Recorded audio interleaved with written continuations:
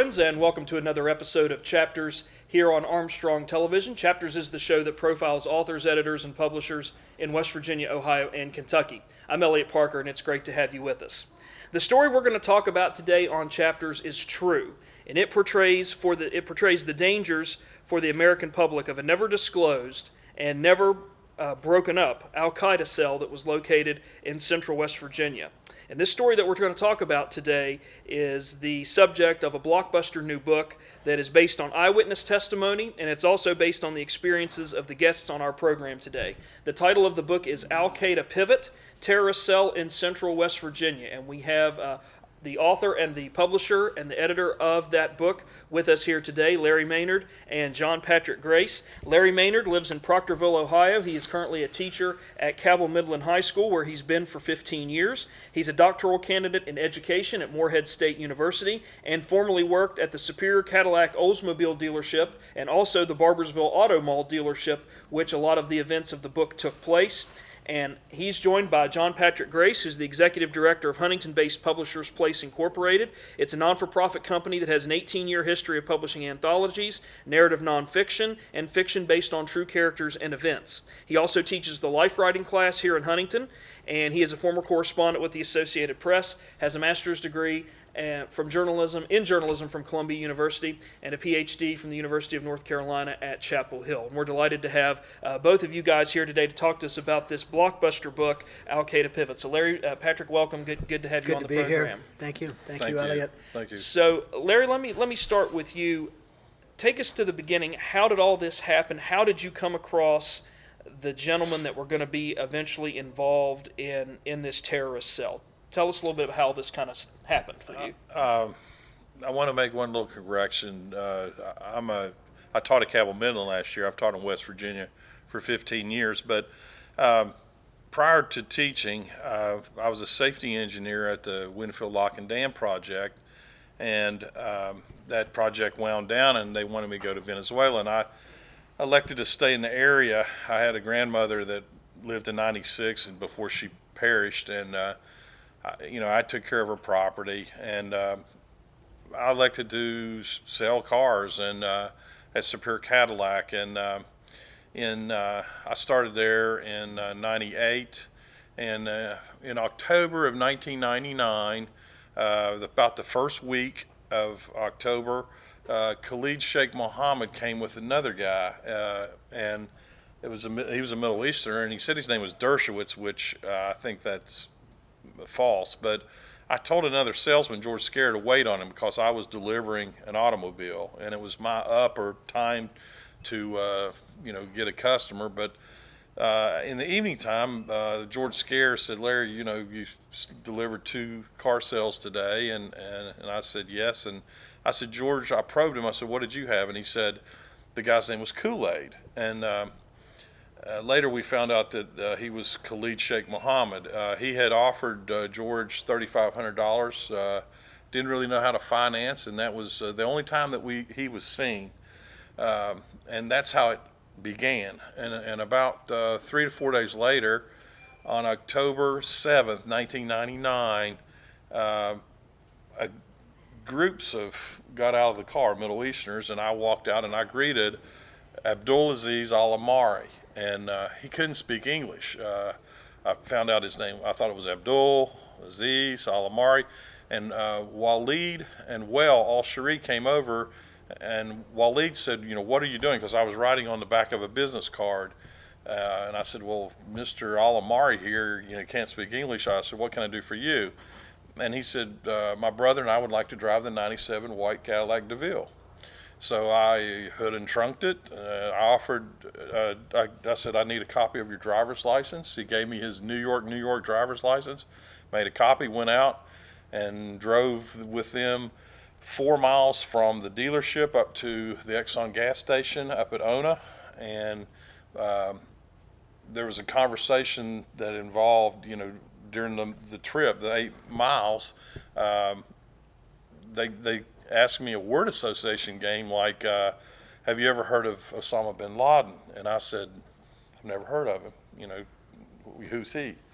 And have you ever heard of Al-Qaeda? And I spoke up. I said, who's he? I don't know him. And they chuckled and they said, don't worry, you'll get to know him, which Al-Qaeda was definitely not one individual.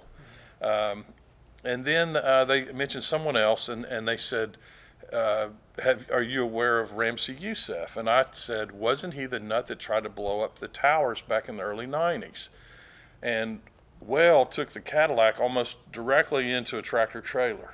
And he cut it like playing chicken, and, it startled me. It really scared me. And I said, what do you do for a living? He said, I'm a New York City cab driver.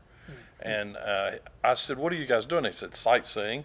They said they wanted to see 4 things in America. They wanted to see the towers, the Pentagon, Disney World, and a nuclear facility. And they call me, instead of Larry, they go, Larry.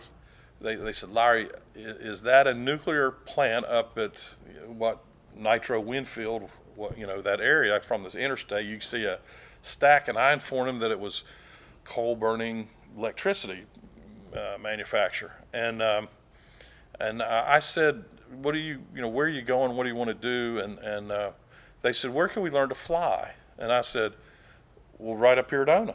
And they go, well, Larry, take us. And they said, what kind of airport is this? And I said, it's just Cessna 172 training. I said, essentially, it's just a practice airfield. And he said, no, we want to fly big planes. And so I said, I don't know where you do that at. We got to the gas station, and went to get a Sprite. It was like he'd had one, and he wanted another one. It was like the flavor he liked, and he wanted a Sprite, And so I was sitting in the car, and Waleed said, he asked me, he said, how do you feel about suicide? And I thought, I'm just selling a car here. I didn't know these questions. I said, well, suicide is a permanent solution to a temporary problem. Mm-hmm. He goes, huh? And I said, do you want to drive the car? And he said, my brother would be purchasing it. And I thought, well, gee, that's kind of a pre-close, like his brother's going to be buying it. So we get going back down the road. I said, where are you guys really going? And they said, we're going to Lackawanna, New York to see Yaya Gopa. And I thought, okay, good luck with that. Mm-hmm. So we got down closer to the dealership. They said, Larry, is that a mosque down on 64? And I said, no, that's a cemetery. That's a mausoleum. Mm-hmm. They were unaware of the term mausoleum. They go, mausoleum? And I said, sometimes Americans bury their dead above the ground. They go, ooh, they'd never heard of that. Mm-hmm. There was another flight question, and I didn't know where the conversation was going because it was right before lunch. And I said, look, guys, you want to talk about flying? Or do you want to talk about buying a car? And they said, why should we buy from you? And I said, we're superior. Cadillac, and they didn't know what superior meant. Yeah. They go, superior, Larry? And they said, we'll buy it. And Waleed pulled out of his pocket $10,000 in cash, rubber banded. And I had the price of the 97 DeVille was $17,500, and I said, gee, we can finance 5 or 6. You all bought yourself a car. Let's go in and buy it. No, Larry, we want to pay cash. So they mentioned some guy that was supposed to come from Hamburg, and I said, whatever, and we got out. And about the time that we got out, another car come careening in, and it was the second pilot in the second tower, Al-Shihi. There was Arabic, yelled at one another. It sounded like they were clearing their throat, like haka haka or whatever. Mm-hmm. And Al-Shihi said, I had to get some gas at the Exxon, which is now Sheetz. Mm-hmm. And I said, you want to be like him, because the car was a 97 white DeVille. It was his car and the one I was showing him were identical. Mm-hmm. And he goes, I don't want to be like him. And Al-Shihi had 2 riders with him that were, one was the Somalian terrorist, and another one was one of the 19. And but I took him, and I said, well, let's go finance. And they go, no, we want to pay cash. And they started to leave. Al-Shari said, Larry, we'll be back to talk to you again about the car and possibly about flying. And I said, whatever. So I went in. Well, I went in and I put the plate away, and I went back outside, and there was Zarqawi, which was supposed to be the Iraqi Al-Qaeda leader. He was screaming at Waleed, and I said, "What's he mad about, or what's he saying?" And he said, "Did you get it?" They were talking about the car. Mm-hmm. I guess they needed a car because of 19 people, and there was some more Arabic. He screamed, and he said he wanted the new DeVille, and I said, "Well, if he can't buy the 97 DeVille, which was 17.5, he can't buy the Crimson DeVille, which is $42,000." Mm-hmm. There was more Arabic. He acted mad because he didn't get the car or whatever. And I said, "What's he screaming now?" And he said he wants to know if you're Hebrew. Mm-hmm. And I said, "Tell him that I'm a Protestant and a Baptist." And they started to leave. And I said, "When are y'all coming back?" And they said, "Well, we'll be seeing you." So they left on October 7th, 1999.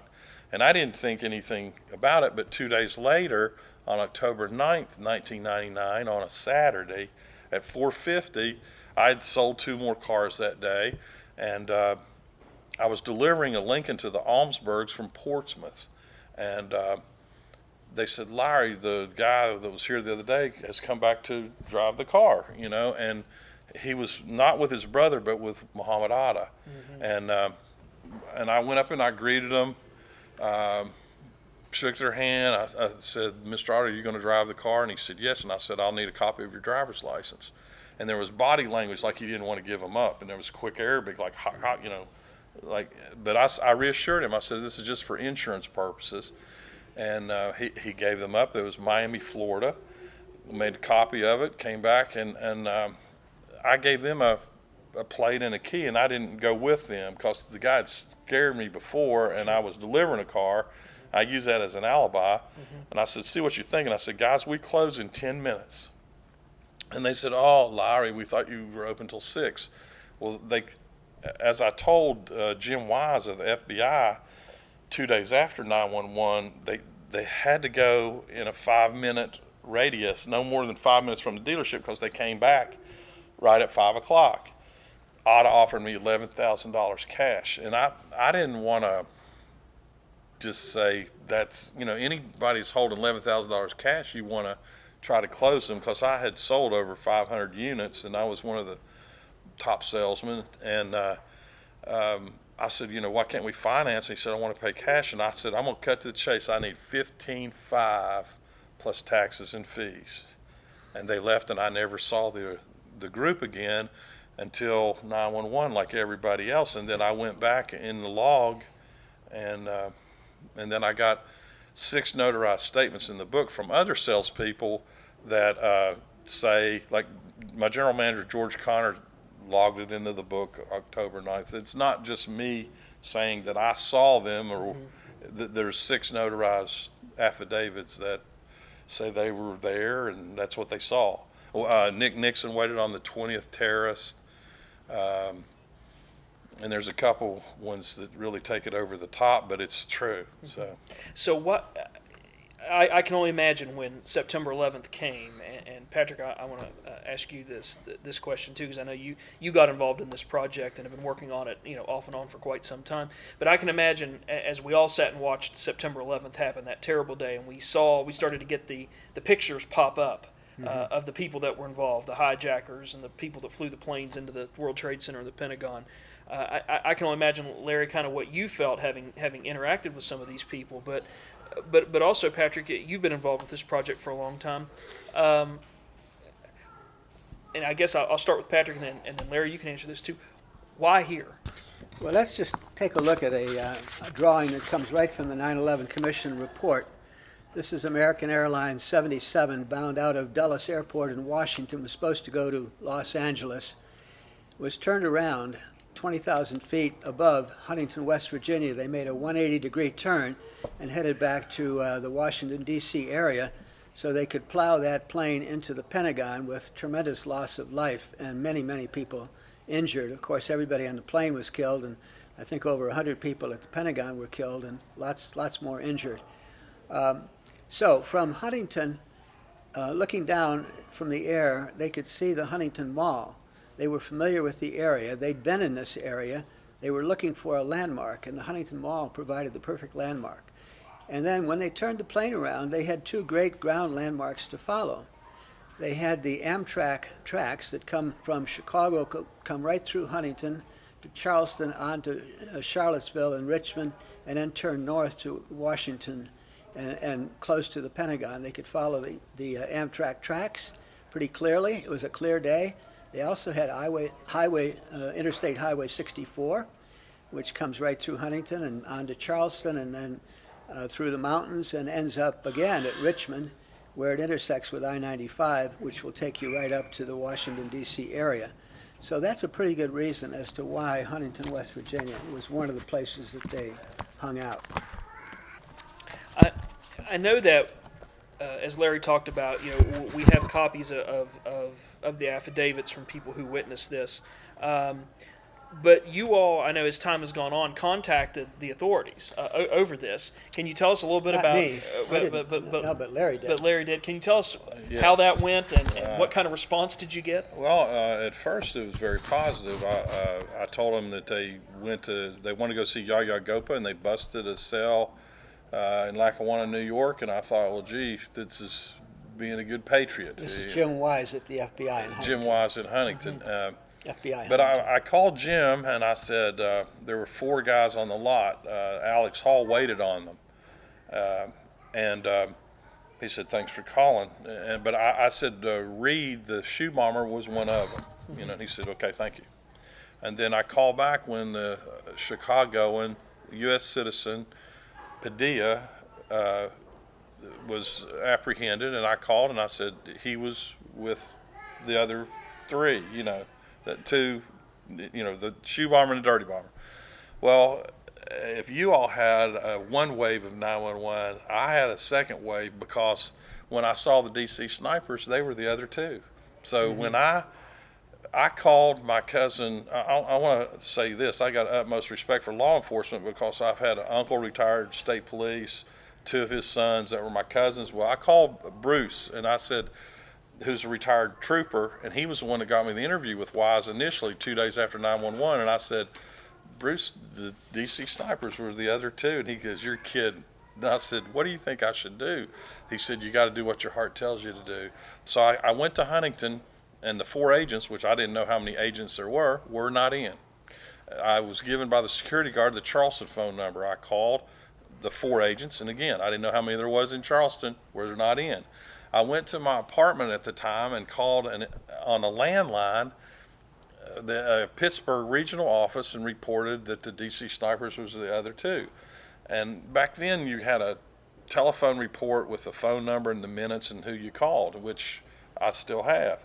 And I'd called them twice, and one of them is in the book that shows the reference. Yeah, the phone records are in the book. But the next day I went to the cleaners, and I thought I should run over and tell Jim Wise that I looked for him yesterday and wanted to and I reported it to the Pittsburgh office, and I went to his office, and he said you didn't see anything ever, like you all don't have a book show, and and I was really taken by that because I thought, well, I'd given them pertinent information. I was giving them pertinent information, and I was really, mesmerized. And then about a week later, I called, and he no longer, he was either retired or no longer worked for the Huntington FBI. Let me add right here, Eliot, that Jim Wise pointed to the 9/11 report and said the 9/11 terrorists were not here that early. The 9/11 report, the official report, says they were here about a year later.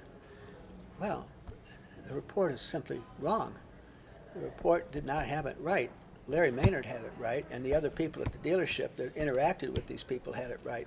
And may I circumvent this briskly in that we contacted, initially I contacted both senators when I lived in Williamson, Rockefeller, and Byrd. I got responses back. Senator Byrd's office said he had got the material, but he hadn't reviewed it. And Senator Rockefeller, who's on the Intelligence Committee, said you did the right thing by reporting it to the FBI. We sent the material to Governor Kasich, Governor Tomlin, Senator Capito, Senator Manchin, and may I add that we filmed a interview, which I have a copy of, from WSAZ in September of 2008, which we thought the story would break, and we thought the story would break in 2011 from the Charleston Gazette, and they didn't run it. But last year, we sent it to Keene and Hamilton of the 911 Commission, and Keene said that he had forwarded it to the FBI, and we stated that seems to be our problem. You know, it falls on deaf ears. Mm-hmm. But last July 1st, from 9:30 to 10:30 at Bloomington, Indiana, I met with Lee Hamilton, and he said, Larry, you get me your book, and I'll forward it to the new FBI Director Comey, and that's what we've done. Mm-hmm. And that's where we are. So we're in a little bit of a holding pattern there, Patrick, with this. Well, you know, thank God for the Huntington Herald-Dispatch, our local newspaper, that stepped out and broke the story. The book was also given to the Charleston Gazette-Mail, was given to the AP in Charleston. They have not yet run with the story. We'll see tonight at the town hall meeting here whether some of the local broadcast outlets, Channel 13, Channel 3, and Channel 8, will pick up the story. And also thank God for Armstrong Cable that's going to tell this story across southeastern Ohio. I think we're beginning to get somewhere, but it's been very tough. I compare this to trying to pull rusty nails out of an old barn with your fingers. You know, no claw hammer, nothing. Just use your fingers to pull rusty nails out of an old barn. It's about that hard to get this story out.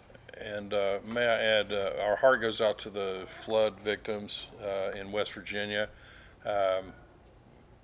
You know, but I want to personally thank Patrick, his publishing company, and the Herald-Dispatch and yourself for giving us a stand to share our It's a start. story. Starting to get the story out. So in our final moments, two quick questions as we finish up. Let me play devil's advocate for a moment. Sure. I picked up this book, Al-Qaeda Pivot, and I've read it. And when I say a blockbuster book, everybody who remembers 9/11 needs to read this book. And I say that with all sincerity. But let me play devil's advocate and say, you know what? I've read this book. I see the phone records. I see Dave Tabbitt's comments. I see the pictures of the terrorists. I see the signed affidavits. But I still think Larry Maynard and Patrick Grace and Rosalie Ashton made all this up. Or this is just, they saw somebody of Middle Eastern descent and thought they saw somebody and it's not somebody. What would you say to somebody who's going to read this book or is going to play devil's advocate? Let me start with saying that would ruin 20 years of honorable and highly professional publishing of our company has produced over 40 books. We have won national and regional awards with our books. My career as a journalist goes back over 40 years. I was nominated for a Pulitzer Prize. I have 2 master's degrees and a PhD. This would totally ruin my reputation if I were involved in any kind of fabrication of this story. There would be, the Herald-Dispatch would immediately stop me from writing a column. I wouldn't be able to teach the life writing class anymore, which I've taught for the last 15 years. It would ruin everything that I've built in terms of my own reputation. There is no shred of reason why I would be, and you couldn't make this up. If you've read this book, it is much too involved, too many details, identifying individuals of specific names and bearing and national origin. You could not make this up. I found it interesting that the Herald-Dispatch poll was like 300 believing and 100, 3 to 1. And I can understand, and I think what triggered this story was San Bernardino, California, and the Orlando shooting. The Orlando shooting. And may I share this real quick? Handball Lee did a brake repair. He used a credit card in our facility. Other people. I want this in there. Melchizedek was there traveling. What I'm trying to convey to you is Al-Shihi bought some gas at the gas station. I think the FBI needs to be forthright and say, John Williams Muhammad had a Tacoma driver's license from the state of Washington, and I found it quite interesting that he was pronounced dead at 9:11 p.m. after he was lethally injected. So I can understand people's doubts, but there's still people alive. The Akbar Cools, we want to interview Boyd Malvo in the prison and say, were you at Superior and Barnesville Auto Mall? There's people alive. The Turkish girlfriend. I would like to ask her, say, where did you stay at in Barbersville? Mm-hmm. Yeah, So still some unresolved questions even today with I this. drove down to Red Onion Maximum Security Prison in Virginia to interview Boyd Malvo, and I was not able to, but they did take in the book, and I don't know if Malvo was ever given the book. Interesting. So he's And, done very few interviews since his incarceration. The Swartz affidavit is most interesting because he pinpoints selling a single and a double-wide trailer. He implicates an American Middle Easterner. So again, it's not just the six. His affidavit carries a lot of With weight. the names of 9/11 terrorists on the bill of sale and the purchase for the trailers. Yeah. Yeah. So this is a very involved story, and we're just about out of time, and I wish we had more time to talk about it more. But final question to you, Patrick: if someone wants to get a copy of Al-Qaeda Pivot, where can they get it? How can they get in contact with Publishers Place? And Larry, if someone wants to reach out to you, how can they get in contact with you? Patrick, Well, first the It's book. going to be up on Amazon.com. The ebook is already up on Amazon. The printed and bound book will be up on Amazon shortly. It's available at local bookstores, including Empire, including the Healthy Life Market at the Huntington Mall, including Taylor Books in Charleston, several other locations. They can email Publishers Place at publishersplace@gmail.com. They can call. We're going to take questions at 6:45 this evening at the town hall meeting, and we relish all questions because we think we got answers to them all. And we want the purpose. We want the FBI to apprehend the guilty people that we still believe are between Huntington and Charleston. The title of the book is Al-Qaeda Pivot, Terrorist Cell in Central West Virginia. It is a blockbuster book. I would encourage anybody who is interested in terrorism, interested and remembers 9/11, remembers that terrible day, to check this out because it is a fantastic book. And I want to first of all congratulate you all on having the courage to tell the story, having the courage to publish this story. Thank you. We wish you all the best. And as things continue to unfold, we'll have you back on Chapters to talk about it. So Larry, Maynard, Patrick, Grace, thank you all so very much. Thank you, Eliot. Thank you. We also want to take a moment to thank the staff and management of Empire Books and News for their on-site support and assistance for this broadcast of Chapters and every broadcast of Chapters here on Armstrong Television. We encourage you to come by Empire Books and News to pick up a copy of Larry Maynard's new book, Al-Qaeda Pivot, and also for any other type of reading taste that you need satisfied. They've got the books and the genres you're looking for right here at Empire Books and News. If you've got a question, comment, or suggestion about this Chapters program or any Chapters program you've seen here on Armstrong Television, we want to hear from you. Our email address is right here at the bottom of the screen. When you do email us, please let us know your name and the location that you're writing from so we can keep track of that and we can respond accordingly. And we appreciate all the feedback that we've received here about our Chapters programs through that email address. And if you want to go back and watch a previous episode of Chapters that maybe you missed along the way, you can access that through the Armstrong One Wire page on YouTube. That address is here at the bottom of the screen as well. Once you put that into your search browser, click on the Chapters tab, and there you can find all the publisher, editor, and author interviews from over 3+ years of programs right here on Chapters through that link through YouTube. And we appreciate Armstrong Television and YouTube partnering up for that link. And we're also on Facebook. If you're a Facebook user, you can find us there. Just type in Chapters in the search field on Facebook, and there you can find our recently aired programs there for you, and also interact and comment and discuss programs that you've seen with viewers of the program. So we know many of you have liked that page on Facebook, and we appreciate that. So no matter what way you'd like to get in contact with us here on the program via social media, we've got a way that works for you. So please keep in contact with us. We appreciate all the feedback and comments that we've received about the program, so please keep those comments coming. And that's going to do it for us this time on Chapters, but please come again next time. And in the meantime, stay tuned to this station for news and views that impact you and your community.